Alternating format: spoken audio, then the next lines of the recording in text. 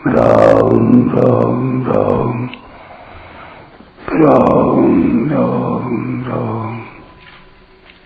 राम राम राम नारायण नारायण।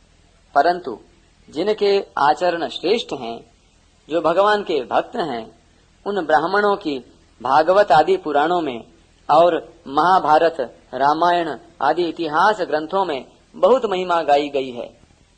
भगवान का भक्त चाहे कितनी ही नीची जाति का क्यों न हो, वह भक्तिहीन विद्वान ब्राह्मण से भी श्रेष्ठ है। अहो बत स्वपचो तो गरियान यज्जिह्वाग्रे वर्तते नाम तुभ्यम ते पुस्तपस्ते जुहुवुः सष्णुरार्या ब्रह्मानुचूर नाम गृणंति ये ते। अहो, वह चांडाल भी सर्वश्रेष्ठ है, जिसकी जीभ के अग्रभाग पर आपका नाम विराजता है। जो श्रेष्ठ पुरुष आपका नाम उच्चारण करते हैं, उन्होंने तप, हवन, तीर्थ स्नान, सदाचार का पालन और वेदाध्ययन सब कुछ कर लिया। विप्राद द्विषड गुणयुतादरविंद नाभ पादारविंद विमुखात् स्वपचम वरिष्ठम मन्ये तदर्पित मनो वचने हितार्थ प्राणम पुनाति सकुलम न तो भूरिमानः। मेरी समझ से 12 गुणों से युक्त ब्राह्मण भी यदि भगवान कमल नाभ के चरण कमलों से विमुख हो, तो वह चांडाल श्रेष्ठ है, जिसने अपने मन, वचन, कर्म, धन और प्राणों को भगवान के अर्पण कर दिया है।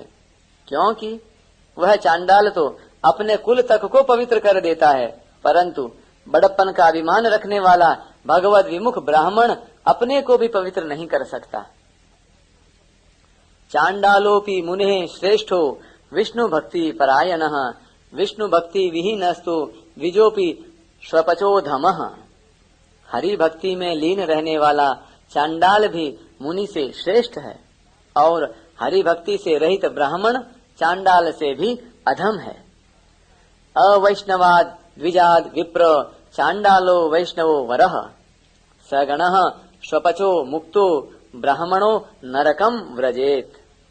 अवैष्णव ब्राह्मण से वैष्णव चांडाल श्रेष्ठ है, क्योंकि वह वैष्णव चांडाल अपने बंधुगणों सहित भवबंधन से मुक्त हो जाता है, और वह अवैष्णव ब्राह्मण नरक में पड़ता है।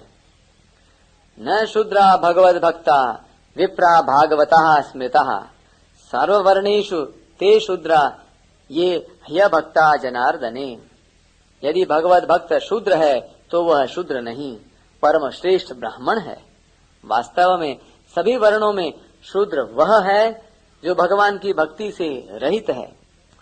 ब्राह्मण को विराट रूप भगवान का मुख, क्षत्रिय को हाथ, वैश्य को उरु यानी मध्य भाग, और शूद्र को पैर बताया गया है।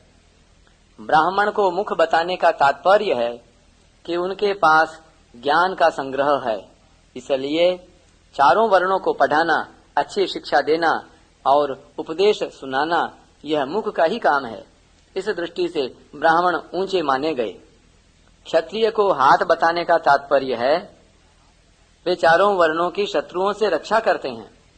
रक्षा करना मुख्य रूप से हाथों का ही काम है। जैसे शरीर में फोड़ा फुंसी आदि हो जाए तो हाथों से ही रक्षा की जाती है।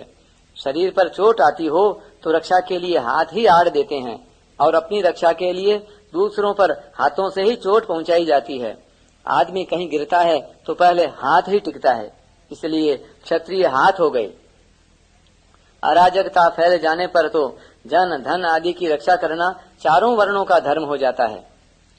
वैश्य को मध्य भाग कहने का तात्पर्य है कि जैसे पेट में अन्न, जल, औषध आदि डाले जाते हैं तो उनसे शरीर के संपूर्ण अवयवों को खुराक मिलती है और सभी अवयव पुष्ट होते हैं।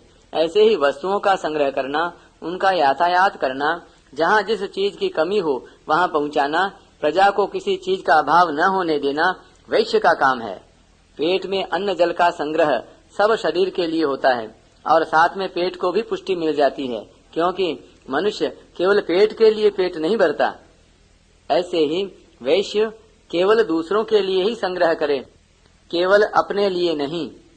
वह ब्राह्मण आदि को दान देता है, क्षत्रियों को टैक्स देता है, अपना पालन करता है और शूद्रों को मेहनताना देता है।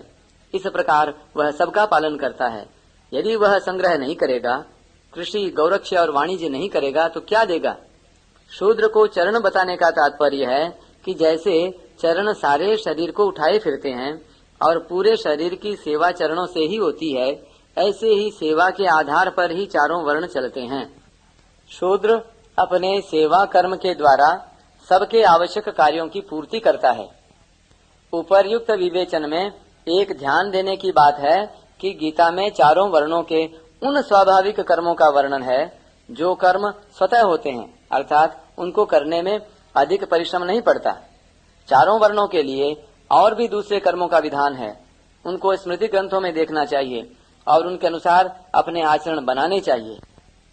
वर्तमान में चारों वर्णों में गड़बड़ी आ जाने पर भी यदि चारों वर्णों के समुदायों को इकट्ठा करके अलग अलग समुदाय में देखा जाए तो ब्राह्मण समुदाय में श्रम, दम आदि गुण जितने अधिक मिलेंगे उतने क्षत्रिय, वैश्य और शूद्र समुदाय में नहीं मिलेंगे। क्षत्रिय समुदाय में शौर्य, तेज आदि गुण जितने अधिक मिलेंगे उतने ब्राह्मण, वैश्य और शूद्र समुदाय में नहीं मिलेंगे। वैश्य समुदाय में व्यापार करना, धन का उपार्जन करना, धन को पचाना अर्थात धन का भभका ऊपर से न दिखने देना आदि गुण जितने अधिक मिलेंगे उतने ब्राह्मण, क्षत्रिय और शूद्र समुदाय में नहीं मिलेंगे। शूद्र समुदाय में सेवा करने की प्रवृत्ति जितनी अधिक मिलेगी उतनी ब्राह्मण, क्षत्रिय और वैश्य समुदाय में नहीं मिलेगी। तात्पर्य यह है कि आज सभी वर्ण मर्यादा रहित और उच्छृंखल होने पर भी उनके स्वभावज कर्म उनके समुदायों में विशेषता से देखने में आते हैं, अर्थात यह चीज व्यक्तिगत न दिखकर समुदायगत देखने में आती है। जो लोग शास्त्र के गहरे रहस्य को नहीं जानते वे कह देते हैं कि ब्राह्मणों के हाथ में कलम रही इसलिए उन्होंने ब्राह्मण सबसे श्रेष्ठ है ऐसा लिखकर ब्राह्मणों को सर्वोच्च कह दिया। जिनके पास राज्य था उन्होंने ब्राह्मणों से कहा, क्यों महाराज, हम लोग कुछ नहीं है क्या? तो ब्राह्मणों ने कह दिया, नहीं नहीं, ऐसी बात नहीं, आप लोग भी हैं, आप लोग 2 नंबर में हैं। वैश्यों ने ब्राह्मणों से कहा, क्यों महाराज, हमारे बिना कैसे जीविका चलेगी आपकी? ब्राह्मणों ने कहा, हाँ, आप लोग 3 नंबर में हैं। जिनके पास न राज्य था न धन था वे ऊंचे उठने लगे तो ब्राह्मणों ने कह दिया, आपके भाग्य में राज्य और धन लिखा नहीं है, आप लोग तो इन ब्राह्मणों, क्षत्रियों और वैश्यों की सेवा करो, इसलिए 4 नंबर में आप लोग हैं।